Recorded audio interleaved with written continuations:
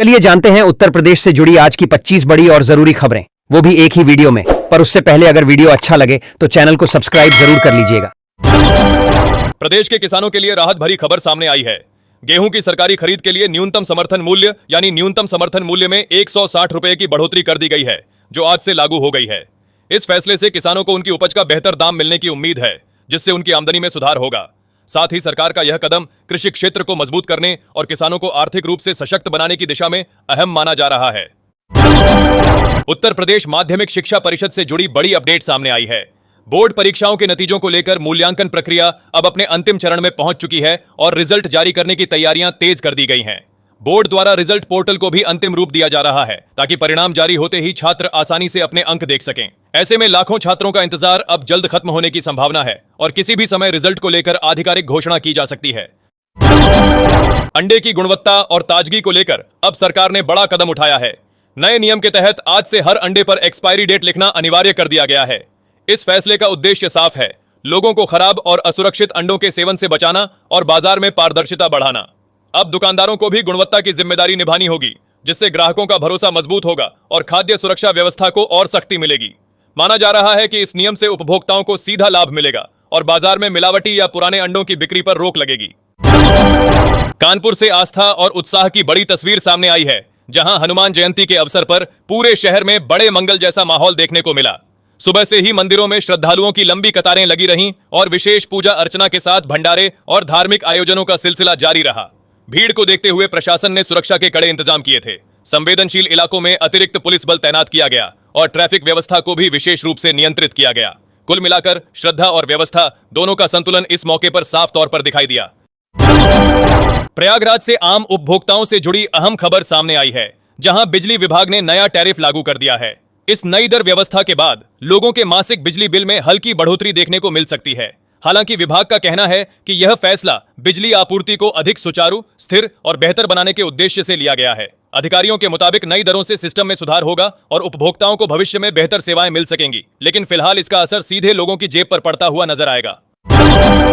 उत्तर प्रदेश में आज से प्रॉपर्टी खरीदना पहले के मुकाबले महंगा हो गया है। खासतौर पर नोएडा और गाजियाबाद जैसे शहरी इलाकों में सर्कल रेट बढ़ा दिए गए हैं, जिसके चलते रजिस्ट्री की लागत में इजाफा हुआ है। इसका सीधा असर घर खरीदने वालों पर पड़ेगा, जिन्हें अब ज्यादा रकम खर्च करनी होगी। हालांकि सरकार का मानना है कि इस फैसले से राजस्व में बढ़ोतरी होगी और विकास कार्यों को गति मिलेगी।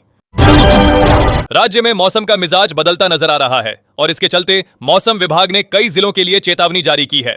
करीब 40 जिलों में तेज हवाएं चलने, आंधी आने और बारिश होने की संभावना जताई गई है, जिसे देखते हुए येलो अलर्ट घोषित किया गया है। लोगों को सलाह दी गई है कि वे सतर्क रहें और खराब मौसम के दौरान सुरक्षित स्थानों पर ही रहें। खासतौर पर किसानों को अपनी खड़ी फसलों की सुरक्षा के लिए जरूरी कदम उठाने को कहा गया है, ताकि मौसम के इस बदलाव से होने वाले संभावित नुकसान को कम किया जा सके। प्रशासन भी पूरी तरह अलर्ट मोड में है और हालात पर लगातार नजर बनाए हुए है। महावीर जयंती के मौके पर आज उत्तर प्रदेश में धार्मिक आस्था का विशेष माहौल बना हुआ है। राज्य सरकार की ओर से इस दिन को ध्यान में रखते हुए सभी सरकारी स्कूलों और कई कार्यालयों में छुट्टी रखी गई है। सुबह से ही मंदिरों में श्रद्धालुओं की भीड़ देखी जा रही है, जहां विशेष पूजा, प्रवचन और धार्मिक कार्यक्रम आयोजित किए जा रहे हैं। लोग भगवान महावीर के उपदेशों को जीवन में अपनाने का संकल्प ले रहे हैं, जिससे पूरे प्रदेश में शांति और भक्ति की भावना स्पष्ट नजर आ रही है। राजधानी लखनऊ से इस वक्त की अहम खबर सामने आ रही है। हजरतगंज कोतवाली में आज लोक गायिका नेहा सिंह राठौर ने पहुंचकर कानूनी प्रक्रिया को आगे बढ़ाते हुए 2 बेल बॉन्ड जमा किए। पिछले कुछ दिनों से यह मामला लगातार सुर्खियों में बना हुआ था और इसे लेकर कई तरह की चर्चाएं भी चल रही थीं। आज की इस कार्रवाई के बाद केस में एक नया मोड़ आता हुआ दिखाई दे रहा है। पुलिस और प्रशासन दोनों इस पूरे मामले पर नजर बनाए हुए हैं। वहीं आगे की सुनवाई और कानूनी प्रक्रिया को लेकर अब लोगों की दिलचस्पी और भी बढ़ गई है।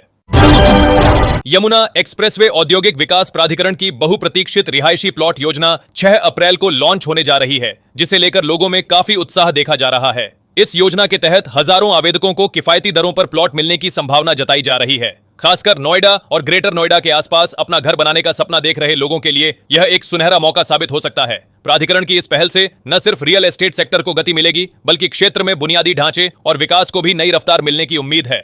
राजधानी लखनऊ में सफाई व्यवस्था को और दुरुस्त करने के लिए नगर निगम ने बड़ा फैसला लिया है। क्लीन सिटी अभियान के तहत अब कूड़ा उठाने के समय में बदलाव कर दिया गया है, जिससे लोगों को नई टाइमिंग के अनुसार ही कचरा बाहर रखना होगा। अधिकारियों का कहना है कि इस बदलाव से कूड़ा समय पर उठ सकेगा और सड़कों पर गंदगी फैलने की समस्या कम होगी। साथ ही शहर को स्वच्छ और व्यवस्थित बनाने के लिए यह कदम काफी अहम माना जा रहा है। प्रयागराज से आम उपभोक्ताओं से जुड़ी अहम खबर सामने आई है, जहां बिजली विभाग ने नया टैरिफ लागू कर दिया है। इस नई दर व्यवस्था के बाद लोगों के मासिक बिजली बिल में हल्की बढ़ोतरी देखने को मिल सकती है। हालांकि विभाग का कहना है कि यह फैसला बिजली आपूर्ति को अधिक सुचारू, स्थिर और बेहतर बनाने के उद्देश्य से लिया गया है। अधिकारियों के मुताबिक नई दरों से सिस्टम में सुधार होगा और उपभोक्ताओं को भविष्य में बेहतर सेवाएं मिल सकेंगी, लेकिन फिलहाल इसका असर सीधे लोगों की जेब पर पड़ता हुआ नजर आएगा। आगरा से विकास को लेकर बड़ी अपडेट सामने आई है। शहर में करीब 16.30 करोड़ रुपए की लागत से 27 नई सड़कों के निर्माण को हरी झंडी दे दी गई है। लंबे समय से खराब सड़कों और जाम की समस्या से जूझ रहे लोगों के लिए यह राहत भरी खबर मानी जा रही है। नई सड़कों के निर्माण से न सिर्फ ट्रैफिक दबाव कम होगा, बल्कि शहर की कनेक्टिविटी भी पहले से बेहतर हो जाएगी। अधिकारियों का कहना है कि इस परियोजना के पूरा होने के बाद दैनिक आवागमन आसान होगा और स्थानीय व्यापार को भी गति मिलने की उम्मीद है। प्रदेश के सरकारी अस्पतालों में अब इलाज की प्रक्रिया को और आसान और आधुनिक बनाने की दिशा में बड़ा बदलाव किया गया है। नई व्यवस्था के तहत मरीजों के लिए ऑनलाइन रजिस्ट्रेशन सेवा शुरू कर दी गई है, जिससे अस्पताल पहुंचने से पहले ही अपनी बारी तय की जा सकेगी। अब लोगों को घंटों लाइन में खड़े रहने की जरूरत नहीं होगी, बल्कि मोबाइल या कंप्यूटर के जरिए ही नंबर लिया जा सकेगा। इस पहल से खास तौर पर बुजुर्गों, महिलाओं और दूर दराज से आने वाले मरीजों को बड़ी राहत मिलने की उम्मीद है। वहीं अस्पतालों में भीड़ कम होने से डॉक्टरों को भी मरीजों का बेहतर तरीके से इलाज करने में मदद मिलेगी। वाराणसी में कानून व्यवस्था को लेकर एक अहम कार्रवाई सामने आई है। यूपी एसटीएफ की टीम ने बड़ागांव क्षेत्र में घेराबंदी कर 500 रुपए के इनामी अपराधी को मुठभेड़ के बाद दबोच लिया। बताया जा रहा है कि आरोपी काफी समय से फरार था और कई मामलों में वांछित चल रहा था। इस ऑपरेशन को लेकर पुलिस अधिकारियों ने राहत की सांस ली है। वहीं स्थानीय लोगों में भी सुरक्षा को लेकर विश्वास और मजबूत होता दिखाई दे रहा है। मुरादाबाद के प्रसिद्ध पीतल उद्योग को बढ़ावा देने के लिए सरकार ने एक नई सब्सिडी योजना की शुरुआत की है। इस योजना के लिए आज से आवेदन प्रक्रिया भी शुरू हो गई है, जिससे स्थानीय कारीगरों में उम्मीद की नई किरण जगी है। छोटे और मध्यम स्तर के कारीगरों को आर्थिक सहायता प्रदान कर उनके काम को फिर से गति देने की कोशिश की जा रही है। इसके साथ ही इस पारंपरिक कला को संरक्षित करने और रोजगार के नए अवसर पैदा करने पर भी जोर दिया जा रहा है, जिससे मुरादाबाद का पीतल उद्योग एक बार फिर अपनी पहचान को मजबूत कर सके। उत्तर प्रदेश के स्कूलों में शिक्षा व्यवस्था को और अनुशासित बनाने की दिशा में बड़ा कदम उठाया गया है। आज से पूरे प्रदेश में नो फोन पॉलिसी को सख्ती के साथ लागू कर दिया गया है, जिसके तहत अब कोई भी छात्र स्कूल परिसर में मोबाइल फोन लेकर नहीं आ सकेगा।